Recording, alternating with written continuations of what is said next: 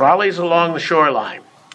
The trolleys were of great interest to a lot of people, and it was a short-lived but exciting time in Guilford at that point in time. Next slide, please, sweetie. My grandfather, Shelton Dudley Sr., was living on Boston Street at the time they were being installed. You'll see some pictures that he took with his Brownie camera at the age of 14 when they were going through there. He had a lifelong interest in Guilford history, and a lot of the stuff that you're going to see this evening is as a result of 24 tubs of scrapbooks, notebooks, books, photographs that he left through my parents that I now have, and a lot of the photographs and glass plates that he rescued to become the GKS Shelton Dudley collection. We went around a bit when I was a kid, going around in people's basements, bringing out glass plates to bring them so that he could clean them and preserve them. The other thing is that he'd ride with me on weekends and we'd go around and see a lot of the areas, and he'd point out areas that were of interest to him and to me. And I learned a lot about the trolleys in a previous life as a surveyor here in Guilford. So there's a lot to be here that's both from his interest and my other information. Next one, please. History. Started in 1905 with a charter granted by the General Assembly. And, of course, it took a little while to get going after that. A. William Sperry, engineering, A. William Sperry, the principal engineer, was the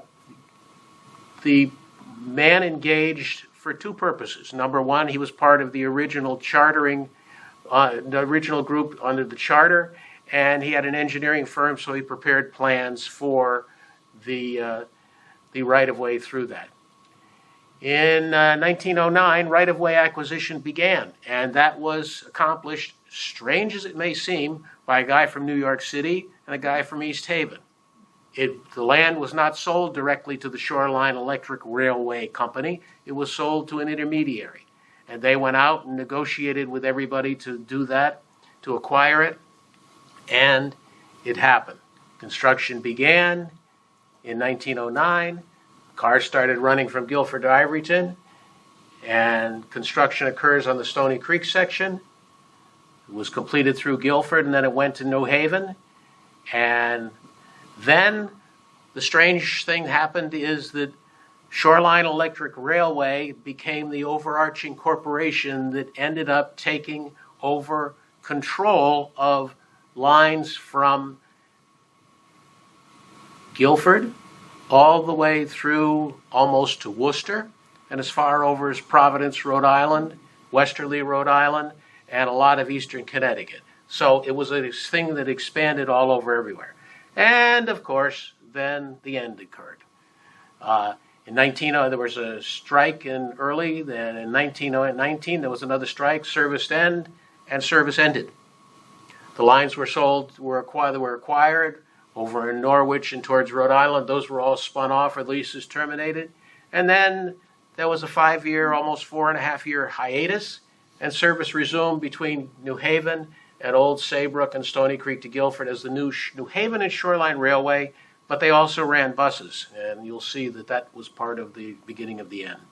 Service was terminated in 28, then it's the last service in 29, and then the system was placed into receivership because it lost money.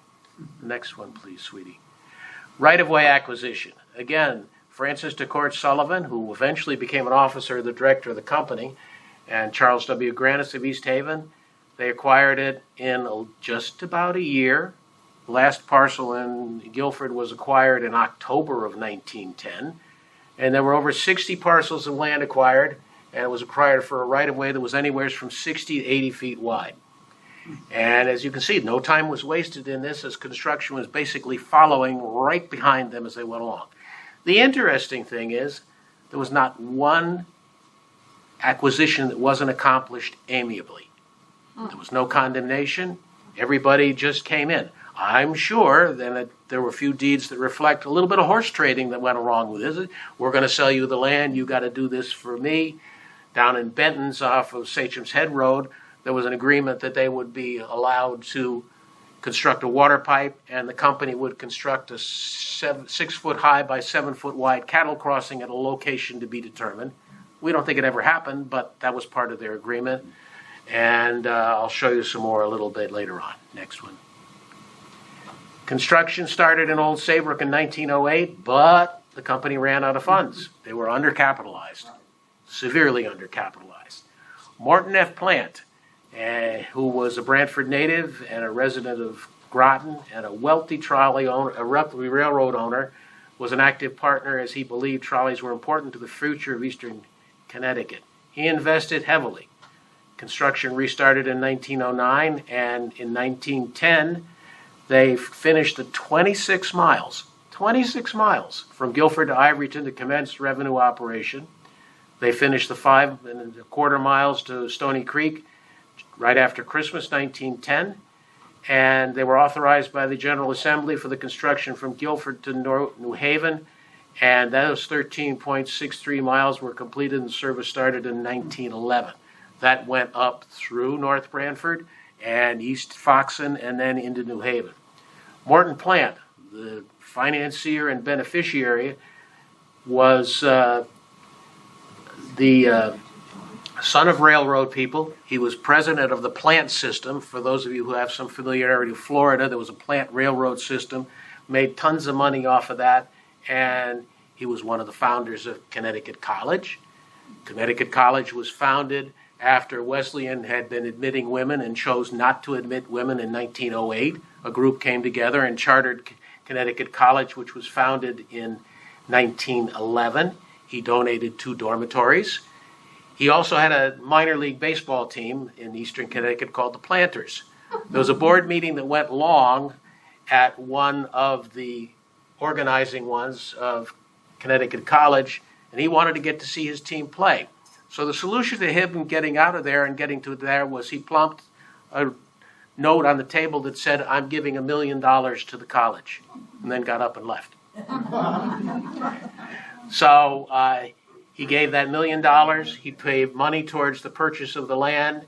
He gave 2 dormitories, and then left another $250,000 for the college, assuring its continued operation when it had some difficult times in the late teens, and it still is there today. He also built his mansion at Avery Point in Groton. For those of you who've been over to the Avery Point facility of Yukon over there, that was the mansion that he built. He also donated money, the construction of the Groton City Hall in 1908, and a whole bunch of other things that he had a very philanthropic way about him. Next one, please. Okay, construction in Guilford. These mostly were pictures, the next few, that I believe my grandfather took with his Brownie camera at age 14. He lived at 39 Boston Street, and as you can see there across the way, they put the ties in and the rails, and they're now using a horse to pull dirt in between the rails. If you look up in the upper right-hand corner of that one, it says there's a livery stable out and back, and that was across behind 44 Boston Street, and there was a set of barns in there, and that was livery. You've got the crew working on the green. The Shoreline Times clippings describe crews of 100 workers, and they had 2 or 3 of those working throughout town. And again, you don't see any mechanization. This is all by hand. Moving to the next one, please. I believe could be my grandfather that somebody took a picture of watching there, or whether that's somebody else, I don't know, but that's on Fair Street. And again, in front of 45 Boston Street, you have the wire crew up there putting wire. You got a horse drawing that contraption there that they could step up at the top to get it up high enough to hang the wire and go forward with it. This is the crews digging the road bed at the green. Lot of shovels, lot of picks, no mechanization whatsoever to go along with it. And the Shoreline Times at this point in time had weekly articles about trolley notes, and they gave you an update as to where they were, what they were doing, and how they were going along. They said at one point in time that they were in a position where they had 3 crews working, and then on a Sunday, while they blasted all day Sunday towards the west, headed towards Stony Creek, and that in order to keep things moving, they also, during the week, had two crews working. One started at 3 a.m. and worked till noon. The second started at noon and worked till 9 p.m. So there was no peace and quiet along the area while they were doing that. There were no restriction on work hours. They really just gave it their all. What you see there is a stump being hauled away from opposite 39 Boston Street. The 42 Boston Street was there at that point in time. That's the building that was moved out Boston Street to one short of Lover's Lane in the middle 70s. But it also shows the very large steam engine, steamroller, a real steamroller, that was hauling that stump away. If you look at the one on the left, you may not be able to see it, but there's a guy standing beside that stump. Not a small stump whatsoever. And then, as it was known on many, many postcards at that point in time, the Thomas Griswold house and the big elm in front of it were known as the gateway to Guilford. And there was concern by people who loved that tree that the construction of the trolley would adversely impact it. Part of the deal with the trolley company, the charter said it could be in the road, but everybody wanted to be in a position where horses and cars could go by it when it was traveling and not get in the way of it. So in order to provide roughly a 20-foot width, and to save the tree, borough trustees bought a strip of land opposite and widened the road and relocate the sidewalk that existed at that point in time. Next one. And this is a news clipping that my grandfather had. It's over near Hammonasset, and there was a barn in the way. So they took the siding down, they took the corner post out, and built the rail right through it prior to taking the barn down. I'm not sure, back up a minute, sweetie, if you would, please. I'm not sure that I'd want to be in that crew at the corner of the barn there where the corner post isn't there. It looks like it's got a little bit of a sag to it, but that was what they did. Next one again. Operation. As part of them getting operational, they also had to get power to Guilford. There, and you'll see it in a little while. They operated and then they gathered all these systems into it to give a consolidated system that had over 250 miles of track in 1916. And Mr. Plant loved trolleys, and we can't figure out as to whether because he was a railroad man, it seemed kind of strange, but he thought the trolleys would be an alternative to the steam railroad. But there are other commentators who think that it was basically a hobby of his, and so therefore he wanted to support the hobby to go along with it. Either way, he put a pile of money into it. Next one, please. Trolley at the Green. These are photographs that came from my grandfather and also some ones from the Keeping Society. Some ladies boarding the trolley in their finer dress at that point in time. Trolley showing Butler's hardware store there, the precursor to Page's, and a trolley at the Green, a couple of men walking across the Green, and you'll note that they're walking on boards across so that there was no mud involved with it. Sweetie, you want to back up a couple slides, if you would, please, to the one of the Griswold house? One more. If you're real careful and look over there, look opposite the trolley at the pole on just behind the tree. You'll see that there's a man working on it, hanging off the pole there. I don't know how they managed to get the picture with him still standing there hanging onto the pole the whole time, but they did. Go forward again, please.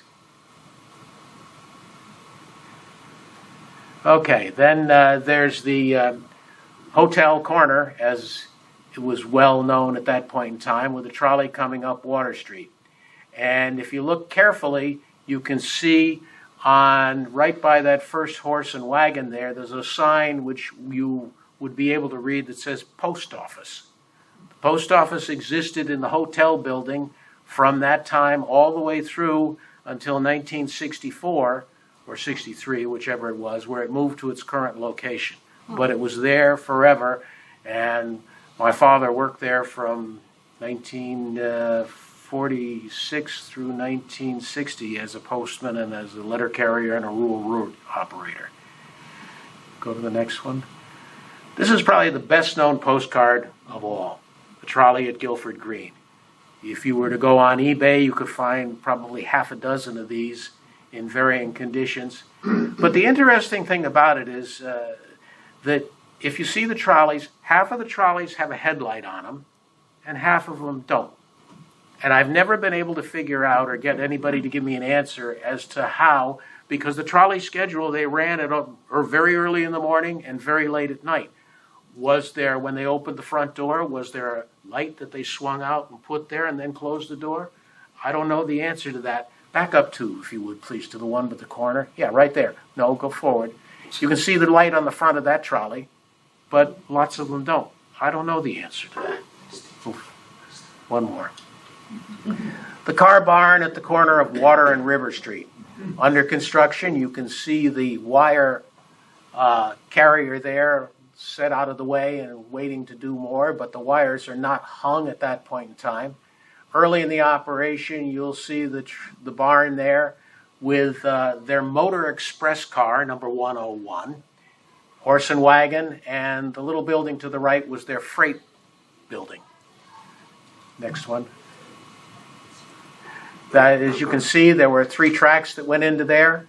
They had a substation at the back, which reduced power that came in from Old Saybrook, and they used this for trolley storage when they were not in use.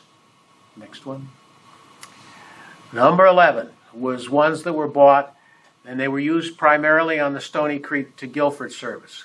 They were lighter at that point in time because there was a lot, when they built across the marsh headed towards Stony Creek, they were on tidal marsh. It got mucky. The road didn't stay where they wanted it to, so they wanted the lightest cars that they could have go across there so that they weren't pounding down into the mud and having to do a lot of repairs. And the barn there is shown after operation ceased. You note there's a sidewalk across the front, no rails shown, and no overhead wire. It was used, back up a little bit, one more. It was used at one point in time by the Successor Corporation for buses. It was used to have some junk buses stored there for a while. It was sort of trashy for a long time. And then it was ultimately sold and went on from there. Next one, please. This is a picture from a news article, but it shows the interior of what a trolley would look like, an end-door car such as the one on the opening slide and number 11 in the previous slide. Next. Yep. The Mulberry Viaduct. You've seen pieces of it. This is what it looked like in its glory. And it was a massive structure. Massive. And you can see on there's Water Street going underneath it at that point in time. And the trolley on it, that one's got a headlight on it. Don't ask me why to go along with it. A Shoreline Times clipping said that of August 8th, 1911, said, the main highway to Stony Creek, Leeds Island, and Sachem's Head that has been closed for nearly a month on account of the construction of the trolley trestle at Ross's Hill was reopened to traffic. So it was not exactly a overnight construction project, but it was done. And the iron bridge that you see in back went over the New York, New Haven, and Hartford Shoreline Division at that point in time. Next one, please. Now, you see a train going through there, and you look at it and you say, okay, that's what I see when I go over the Mulberry Point Road Bridge. No, it isn't. That's the old layout of the track. The old layout was north of where the current layout is, and they sometime after the 30s, when that was finished work, they relocated to take some of the curves out and straightened out so that it was more of a straight run from the Sachem's Head overpass through to a slight curve and then off to Guilford Station across the West River. Next one. Vineyard Point Road, the trolley trestle that was built. The original plan showed this as being an iron superstructure that was going to have wood on top of it. Guess they decided they wanted to have something a little more permanent, so they built this concrete structure. But if you notice, there's a guy up on the bridge. Is that the motorman while somebody's taking the picture? That he just stopped it there and then went up and said, well, I'm going to be part of the picture too? We don't know. Next one, sweetie. Oh, let me go back on that one. If you'll notice, there's a big pile of blasted rock over the side. They blasted and they blasted and they blasted, but what'd they do with the rock? Just threw it off to the side, and that was all there was to it. Go forward again. Jones's Bridge. The trolley on the north side of the bridge, the car barn a little bit off to the rear, and the town poorhouse straight ahead. As you can see, there was a substantial timber trestle that was put across the West River, right adjacent to the iron bridge that existed there. Next one, please. Now, there was a big kerfluffle that happened. The selectmen in 1910, or in 1909 rather, as approving the location, part of the construction required that the selectmen in each town approve the location of where the trolley was going to be installed within the highways, as was granted by the charter by the legislature. It took a long time, but in Guilford they finally approved it with 12 conditions. Condition number 12 was that this section of roadway across the marsh and over Jones's Bridge, the trolley could not be put within the roadway itself. The desire of, after public hearings, the populace desired that the trolley be across the meadow and behind the houses that were on the north side of Water Street between Jacobs Lane and the marsh. Well, the trolley company appealed to the state railroad commissioners, who had jurisdiction after the town did that, and supposedly they appealed in January of 1910, and government working the way it did, there wasn't a decision until sometime in June. Well, the kerfluffle was that the trolley company had an attorney in Hartford who called the chief engineer and said the result of the railroad commissioners was that the trolley could be installed in the roadway. There was the opportunity for anybody to appeal that decision as once it was issued, but the trolley and the issuing, the state railroad commissioners sent that all by mail. So it was postmarked on a Friday afternoon, but at noon on that Friday, the crews shifted, and two crews of 100 men each started at Jones's Bridge and headed west to get across that section of the roadway before they could be stopped because the town had not been notified of it, so they just started construction. And the Shoreline Times describes it as picks and shovels flying and speed with which hadn't been seen so far in construction occurred. So word was sent to Selectman Calvin Leet at that point in time, and he was finally found around 3 o'clock somewheres down in Sachem's Head. And he galloped up with his horse wagon and his helper and proceeded to plant his horse and wagon across the end of the construction and sat on the end of the rail with his hands over the end of the rail so that they could not continue going on. There was an impasse. So they kept building it west from where he was with his horse and wagon and sitting on the rails covering the end. And pretty soon, Calvin Leet had set off with somebody else to call the town attorney to get an injunction against the company so they couldn't build it. So somewhere after he arrived, and while the foreman was trying to cajole him out of the way, the group of workers came along and they decided, well, the only way to get him out of the way is we're going to pick up the back of the wagon and we're going to start nudging the horse backwards.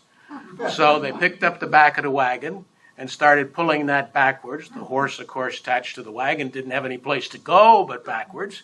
And Calvin Leet jumped off the rails and tried to get his horse to keep where it was, and finally acquiesced that with him and his helper, he was outnumbered by 200 and some odd men. So he gave up.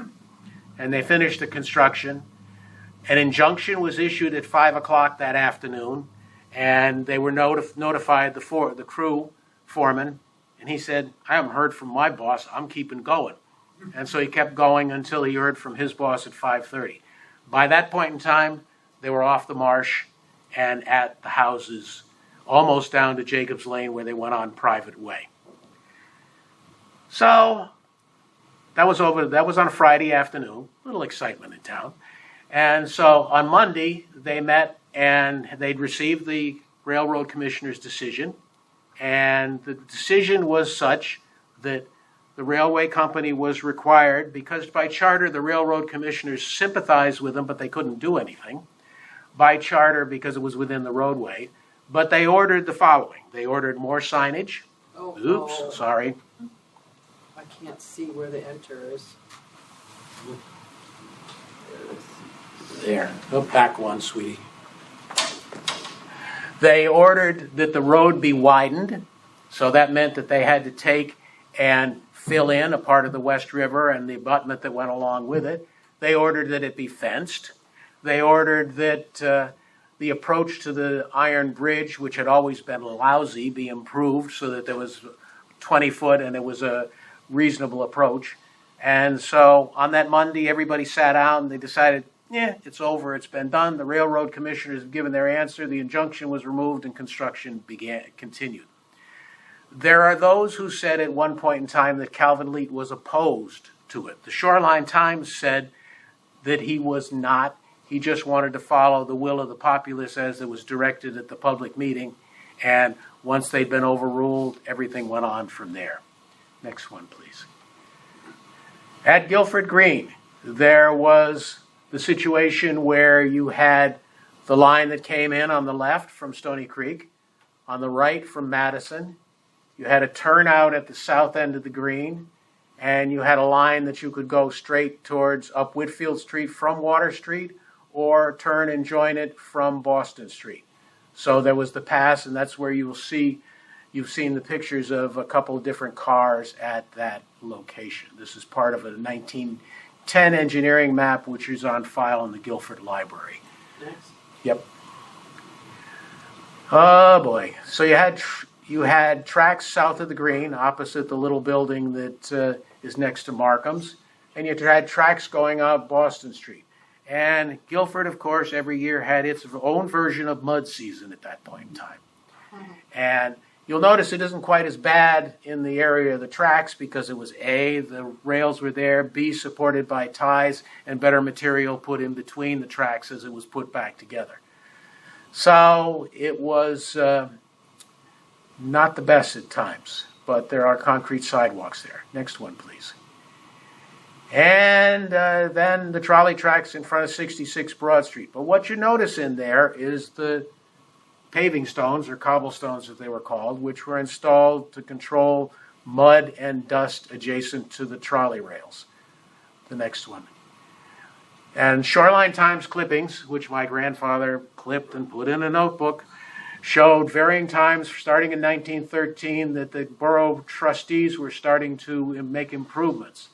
They put sidewalks on the green, they put granite curbing along Whitfield Street, and cobblestone paving at the intersections of Park and Boston, Boston, Whitfield, and Water, Broad and Whitfield, Broad and Fair Street and York Street, all around the trolley rails. And it was said in that article that it was felt like more city-like streets were needed now that we had the trolleys.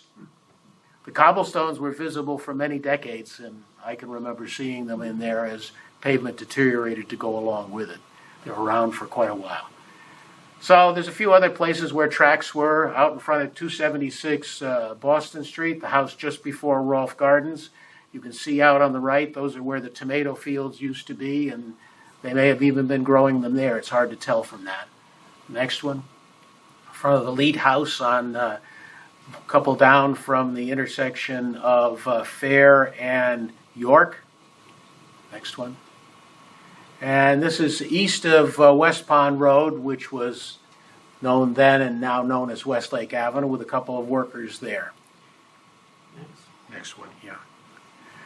A map of the overall system, and it doesn't show the northern piece, but it shows the southern piece starting in New Haven And New Haven was an interesting situation because the trolley, the Shoreline Electric Railway Company, went as far as the intersection of State and Ferry. They then negotiated trackage rights with the Connecticut Company, the trolley operators in most of the other parts of the state. Connecticut Company, of course, being wholly owned by the New York, New Haven, and Hartford Railroad at that point in time. They negotiated trackage rights so that they could run the Shoreline trolleys over Connecticut Company tracks all the way from State and Ferry, the 2.2 miles down to Union Station. And you can see it went as far as Chester, and then the other systems that were beyond, that were assimilated into the Shoreline system, are all the way over as far as Ashaway, Rhode Island, and over into Watch Hill. Next one, please. A connection over the Connecticut River was important. And you got to remember, at that point in time, all there was a seasonal ferry that went across between Saybrook and Old Lyme. So the legislature appropriated money to build a bridge across there. And that was the first bridge built by and for the state of Connecticut. And it was the beginning of bridge and highway responsibility that the state now has. It was completed with trolley rails and catenary poles installed. It opened to vehicular traffic on August 24th, 1911, with a 5-mile-long parade of vehicles across the bridge. And it was just 17 months after Congress authorized the construction under the Rivers Act of 1899. Trolley charters on both sides allowed them to construct the bridge. Wire was strung, and on August of 1913, revenue service began in Old Saybrook. In a report to the American Society of Civil Engineers, it was noted the bridge was 24 feet wide. A trolley lane was on the north side, and it was designed for a 60-foot trolley. The interurbans that you saw in Guilford in the pictures previously weighed almost 35 tons each. So 60-ton trolley was a pretty big one. And it was also noted, and this I find amusing, it was noted the design allowed for any class of horse team to trot over the bridge without noticeable sway. Because most bridges at that point in time required you to walk your team over because they didn't have the structural integrity to keep together if you trotted over. Next one, yeah. And this is a postcard that shows the automobile parade on the New State Bridge when it's opened. And you'll notice that it's got the catenary poles but no wire on it. And everybody is having one heck of a good time. Next one.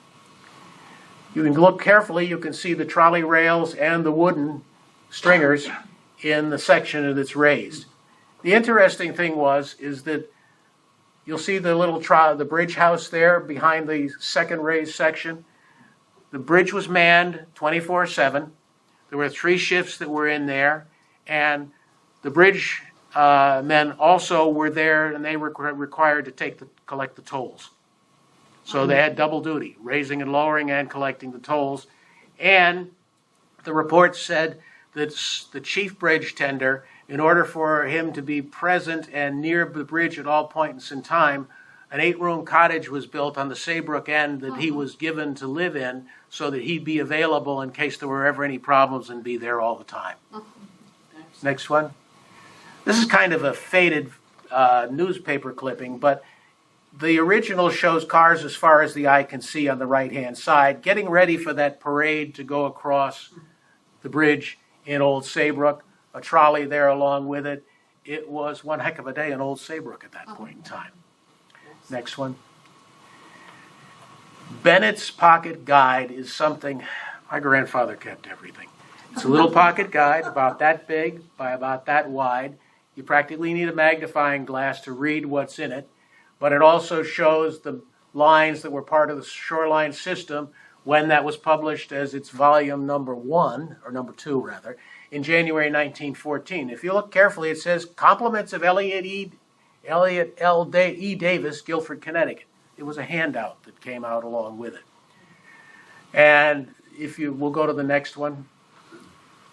It had schedules in it for every railroad, every trolley, and every steamboat that went through the area.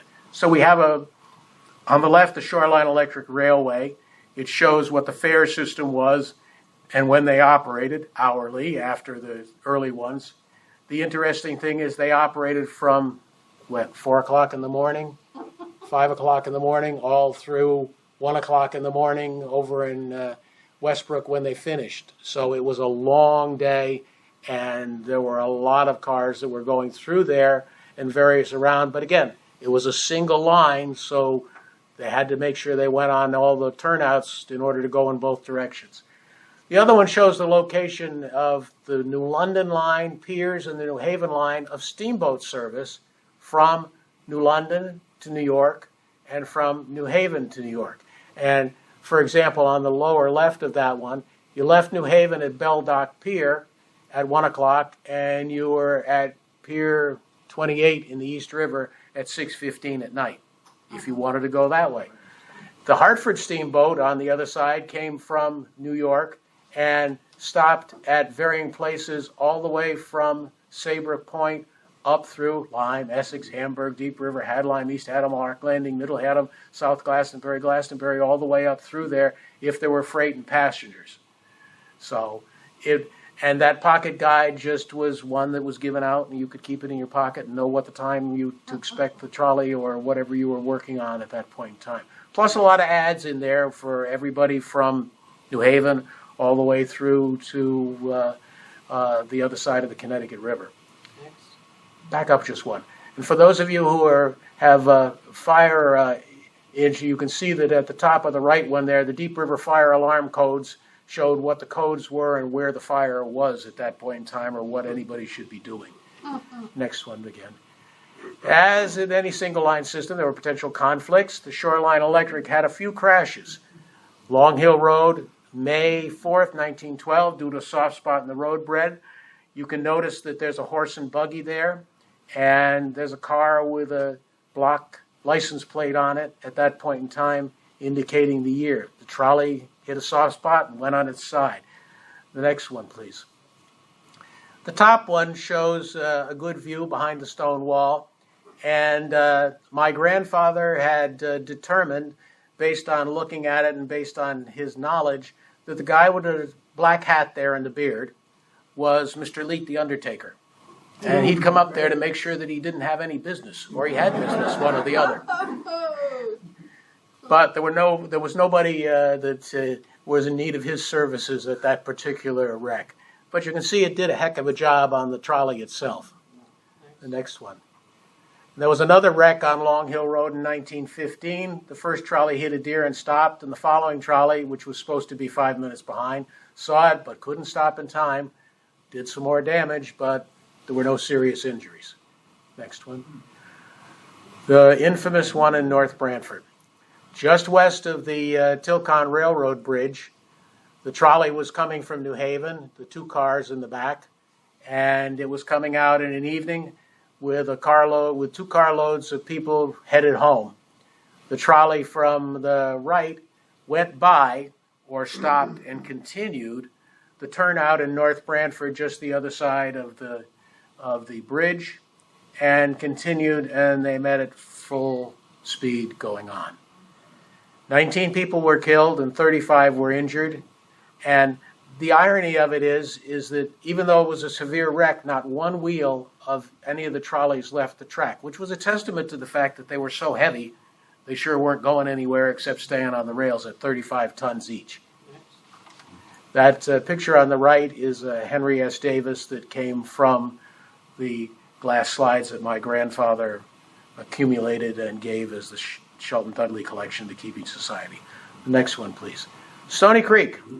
Connecticut Company ran the trolley down to what they call the trolley terminal at the end of Flying Point, the end of Thimble Islands Road, and that's where the Shoreline Electric Railway Company ended, up there where that red arrow is, just a little bit south of the south end of Wallace Road. Next one, please. The maps that Sperry put together showed that there would be a connection right on to the Connecticut Company line, and there were negotiations that occurred trying to figure out how Shoreline could join Connecticut Company. They made the deal on the New Haven end, but they never made a deal here, and there was never a connection, and everybody always had to change cars if they were coming this way and then join the Connecticut Company there. Next. Trolley station in Stony Creek. When I saw this postcard, I just had to buy it because it's such an unusual thing. This is just off the triangle opposite the library in Stony Creek. And obviously there was enough business that came out of Stony Creek that somebody spent some time and built themselves a trolley station. The benches on the outside, a little room inside that people could get out of the weather. And that was on the Connecticut Company line. The Connecticut Company line ran for a lot of years after the trolleys from Stony Creek to Guilford ended, and I guess that was something that was used very well. Next one. This is Brantford Main Street. Trolleys ran down there. They turned at the green and went down Montaguese and then went off on a private right-of-way down through Indian Neck, along the roadway, private right-of-way, down Elizabeth Street, across the Pine Orchard Golf Course, the trolley trail that's owned by the town of Brantford now, and then came into Stony Creek where you saw before. I was town engineer in Brantford from 1986 to 2006, and during revitalization, we had to repave the section of Main Street with the new curbs and lighting and improvements that were put in, and the trolley rails were still under Main Street, set in concrete, and we didn't do anything. There was not enough money to move them all out, so we just paved over them again. Next slide. Okay, the connection between Guilford and Madison over the East River. There was a timber span that went across there. The clipping is one from when Savin of New London, who was president of the company at that point in time, donated the land that was there to the Madison Land Trust. This is a picture that was taken. The abutments, or such as they are still there, but there's a couple of pilings left, but most everything has rotted away and gone from there. Next one. East River. If you were to look to the right beyond that house, that's where Land and Lumber is right at the moment. And the trolley went down that side of the road, and you can see the guy in the car. He wasn't going to go down the trolley line. He was going to stay out of that. But the railroad underpass is behind it. And that was viewed as Main Street East River at that point in time. Next one.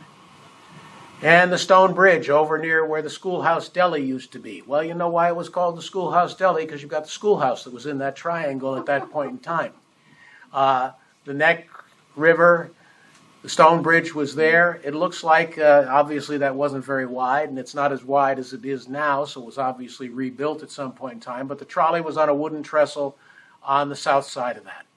You'll note the building that's currently was the former Madison Winter Club to the left, and that's currently being renovated into something. Next. Trolleys passing on Main Street. Again, these don't have any lights on the front of them, so I really don't understand how they traveled at night, but that's the way it was. There was a bypass. This was on the Boston Post Road in the western end of the center of Madison. Next one. Then you had trolleys on the eastern end of Madison. I'm sure everybody has looked at it and said, there are two roads that are parallel to each other. Why are they there? And it appears that the trolley went down one of them. I think they may have been there beforehand, but the trolley went down the one that is not Route 1 at this point in time and then headed off. Yep. This postcard I couldn't resist also, so I bought it. The trolley waiting for the 6 p.m. whistle by Comstock Cheney Company, Keyboard Works in Ivoryton. And, you know, as best as I can determine, workers got on it. They went south towards Saybrook. If they were going any place other than that, they could either take the train or follow the trolley, went along with it. But the trolley worked along with the manufacturers to try and give service to the workers. Next. And this is one on in Niantic as part of one of the branches that the Shoreline took part of. Notice that one's got a headlight on the front of it, but it's an end door car as opposed to a center door car. Next. The power plant.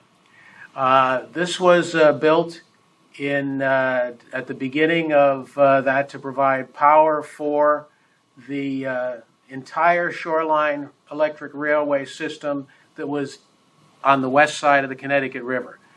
It had coal-fired steam boilers and steam turbines that produced 11,000 volts of electrical power conveyed to the car barn substations.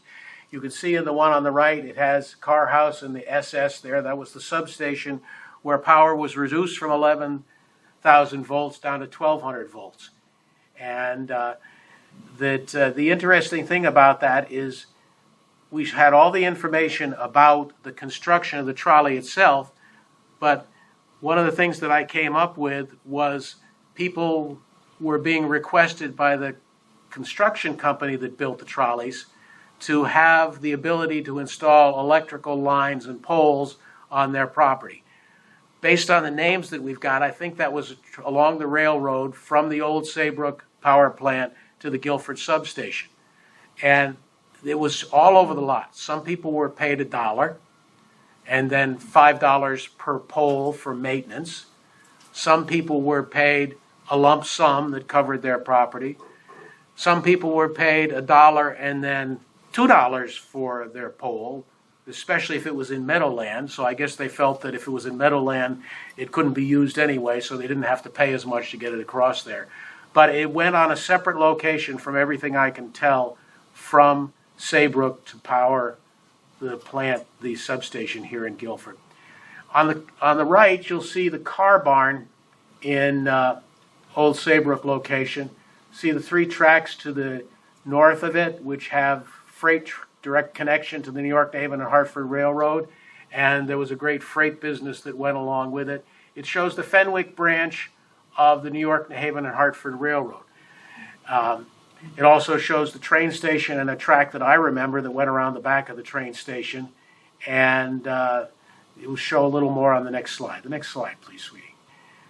This shows the next one after that. No, leave it there. The car barn shows them in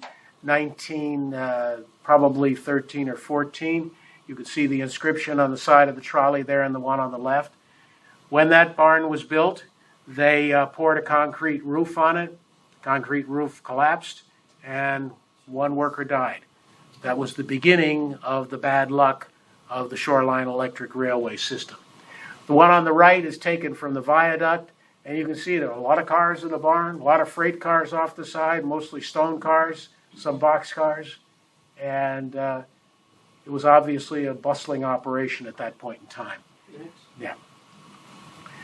The viaduct in Old Saybrook went right behind Saybrook Ford. That's over the road that goes beside Saybrook Ford. And if you look on the right, you can see I've outlined in red the Fenwick extension of the New York, New Haven, and Hartford Railroad. If you've ever been from Saybrook Point on Route 154 across to Fenwick, that was built for the railroad. It was never a roadway. It was built as the extension down to Fenwick, which, by the way, never made any money, but it was built so that wealthy people could get their transportation directly to their summer places. Next. This is a picture that shows the Fenwick Viaduct as it was in a report that Sperry gave to the Connecticut Society of Professional Engineers, Civil Engineers rather, in 1911. And you can see over on the left, the Saybrook car barn is shown there. It still exists.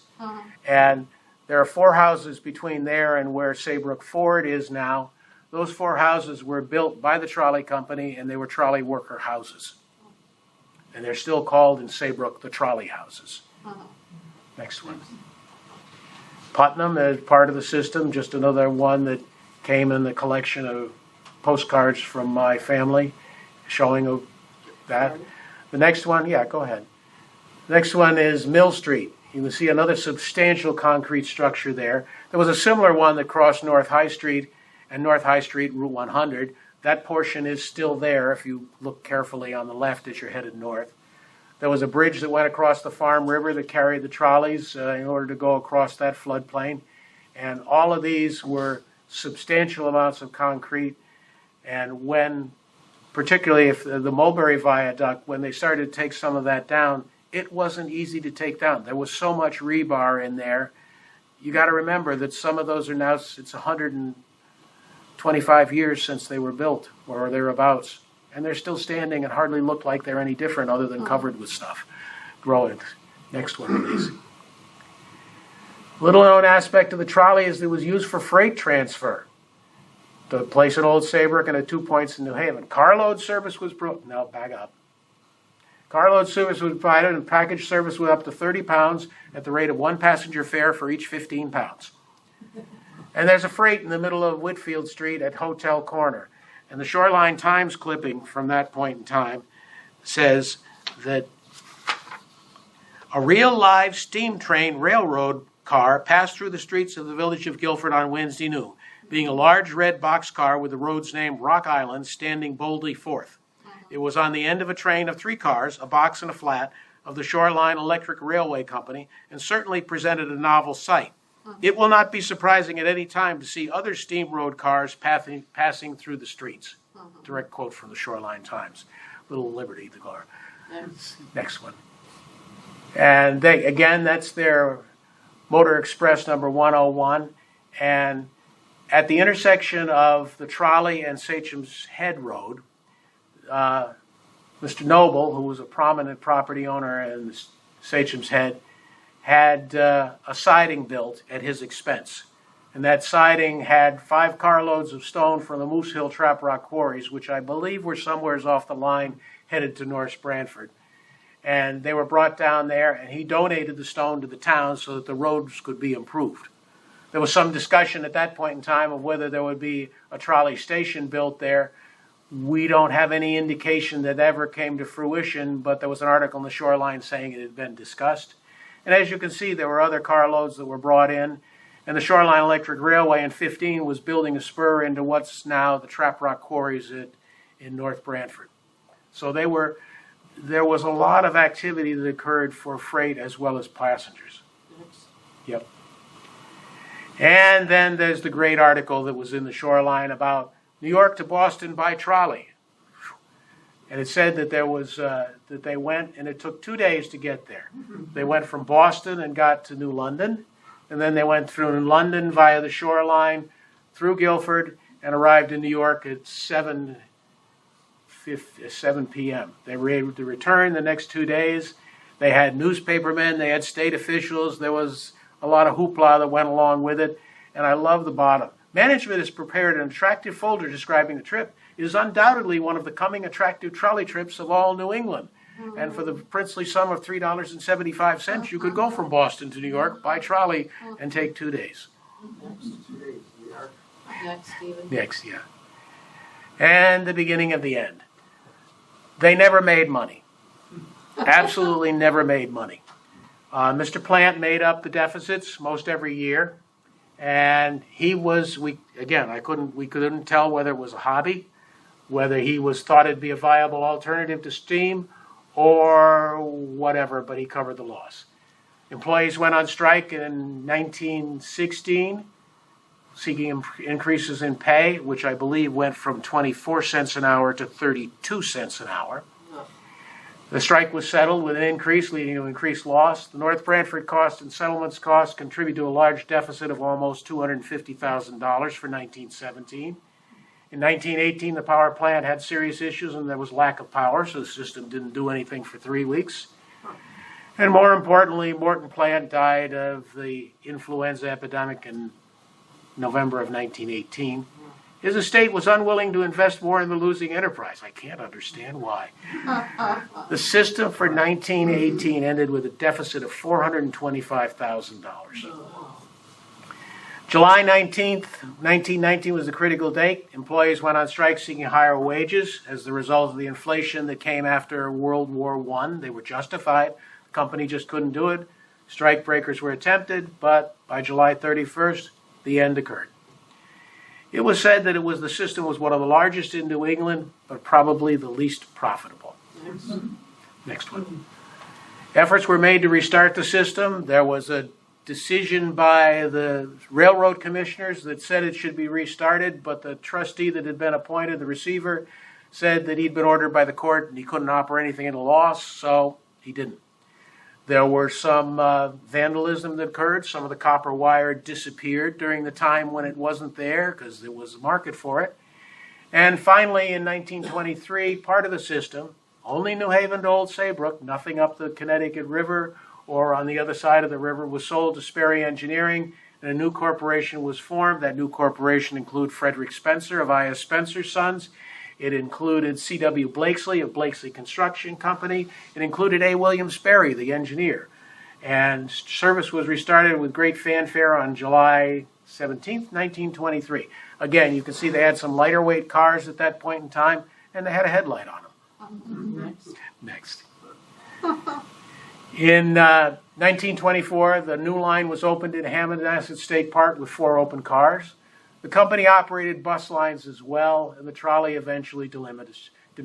Clinton to Old Saybrook became Summer. Guilford to Saybrook was abandoned in 1928. In the end of 1929, New Haven to Guilford was abandoned, ending trolley service on the shoreline east of Brantford to the Connecticut River. Connecticut Company was still operating in Brantford at that point in time, but there was nothing further east. The fixed route of the trolley, the cost of right-of-way maintenance and power generation, the ability of bus routes to change to match population shifts, the increased ownership of automobiles, and the single line limiting the number of trolleys, and the fact that the bus was faster, all contributed to the demise of the trolley. In January 1932, a foreclosure proceeding by Union Trust Bank of New Haven, the receiver was appointed and started to sell off. And, you find interesting pieces when you go back. The wire was taken down right after they stopped in 1930, so they prevented people from stealing the copper overhead wire. So that was gone at that point in time, but everything else was in place. And among the first to purchase land back was Frederick G. Davis, Pete Rebazzini's grandfather, the owner of Sunrise Farm. He'd bought Sunrise Farm in 1931, moved his family down there, built a house, built the barns because there was nothing there before then.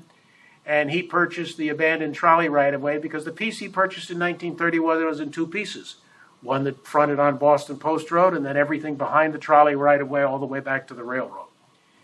He purchased the abandoned right-of-way in 32 and 33, almost 3,000 feet of 60-foot wide trolley land, and his farm was reunited into one piece. For those of you who got an idea, the trolley ran short distance behind and south of the barns that still exist today. Next. Yes, yep. Bus service was provided. My grandfather saved the schedule too. It was something else to replace the trolleys. Now the interesting thing is it's the New Haven and Shoreline Railway Company, Inc. They operated buses. How did the same company continue to exist when the trolley line was in receivership? Had they separated it? Were there really 2 entities that are involved? Nobody can know the difference to that, but one was operating and continued to operate, and the other went into receivership. Next, sweetie. Schedule.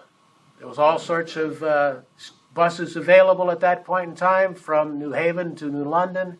What's the fare there? The fare is $1.55 for that, 50 cents to go from Guilford to New Haven.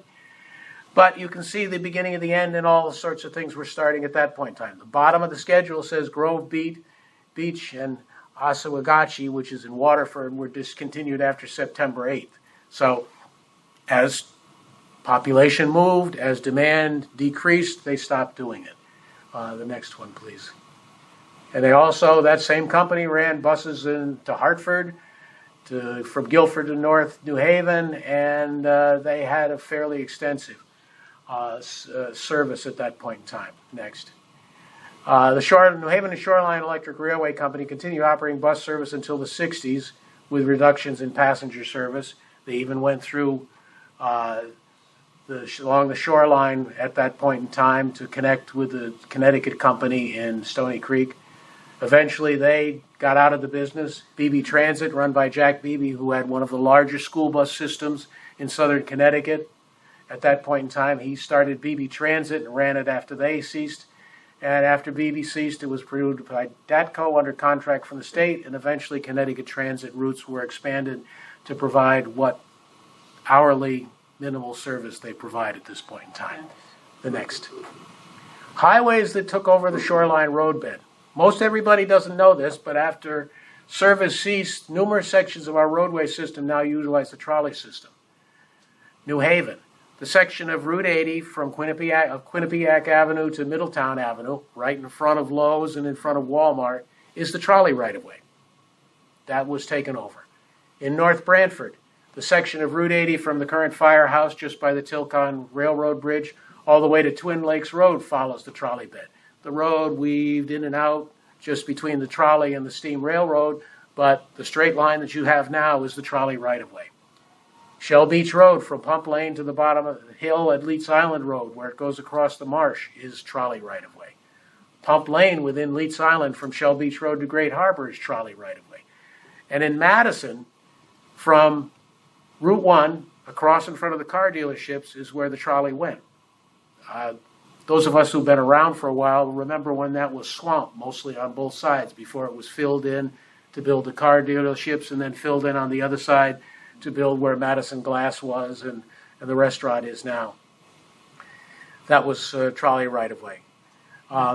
Route 1 from Liberty Street and Lover's Lane all the way to the old Griswold Airport, Salt Meadow Park, was all trolley right-of-way.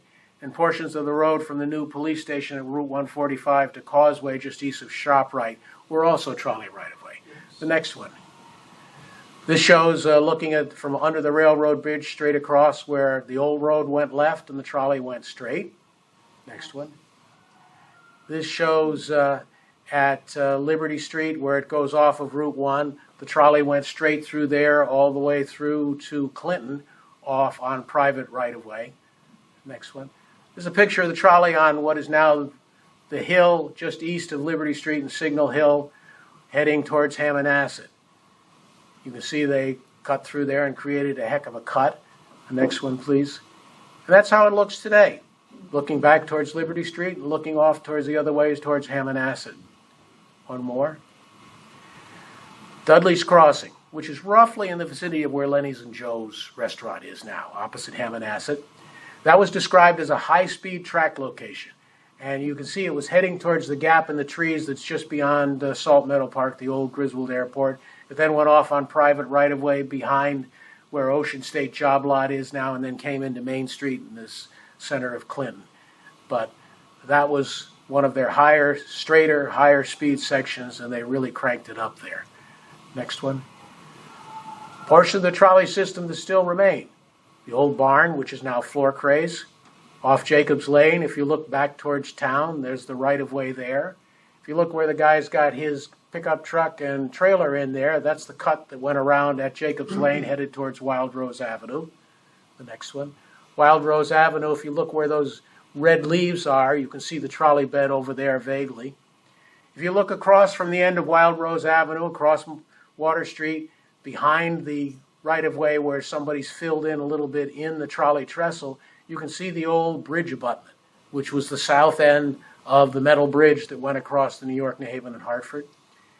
And it's very hard to see, but over there across the Long Cove is where they started to come down the hill from Mulberry and then went across Long Cove and then went into Sachem's Head. Next one. Sachem's Head Road looking east. Sachem's Head Road looking west. This is where the Benton there and where Noble had the siding constructed. At the head of Trolley Road, looking back towards Sachem's Head Road at Old Sachem's Head Road. Next one. The foot of Trolley Road, looking across Great Harbor, where all the rocks are that go across there. Pump Lane, and you can see that was another long straight section. Near Pump Lane and Shell Beach Road, somebody's put a leaching system in the middle of it, but you can see the two rock cuts on either side where the trolley went through. And then you get down to the head of Old Quarry where the road splits. It's one way in and one way out. If you take a look on parcel 15 there, on the right-hand side, it shows going through there, and unfortunately, all the leaves weren't off the trees. You get a better view in the wintertime than you do with the leaves on it. It appears that's the only house that was taken in the construction in Guilford. If you look over on parcel 13, that was my great-grandparent Walker's house. My grandmother grew up there, and she graduated from the Institute in 1918. My grandfather graduated from the Institute in 1915, and they dated and went back and forth on the trolley from the center of town where he lived at 39 Boston Street to here. And fortunately, they were married in 1919, so the dating ended just a month or two before the trolley stopped. Next one. And you can see as you look further down on towards Stony Creek, there's two sections where it goes across the marsh. And William Sperry described in his 1911 report, on all meadow construction, the railway embankment is constructed as low as practicable and supported on corduroy floors made of old railroad ties laid so as to break the joints. So they were laid as a herringbone pattern so that when the weight of the trolley car went across there, you didn't have a dip in the middle. They sort of supported it across there. That's the same way that the road from the Sachem's Head underpass down to Sachem's Head was built. That was built on tree trunks that were put in the swamp. And when the water main went down there, they had a heck of a time going through there because they had to cut every one of those to get in there. Next one, please. This is up on Westlake Avenue, the picture you saw before. That one on the right is the east where they were working. The one on the left is where it heads off towards North Branford. And this is at Flag Marsh Road. My grandfather always told the story about how the trolleymen, when they crested the hill after Westlake Avenue, they'd take a big rubber band, put it around the rheostat, and hold it wide open, and then sit down and let it go. So until they got almost down to Long Hill Road where it curved a little bit. He said that you really had to be careful crossing New England Road and Flag Marsh Road because there was no noise. And all of a sudden there'd be this whoosh, where a trolley would go through, and you wanted to make sure that you weren't in the path of that trolley because it was wide open at that point in time. That's it.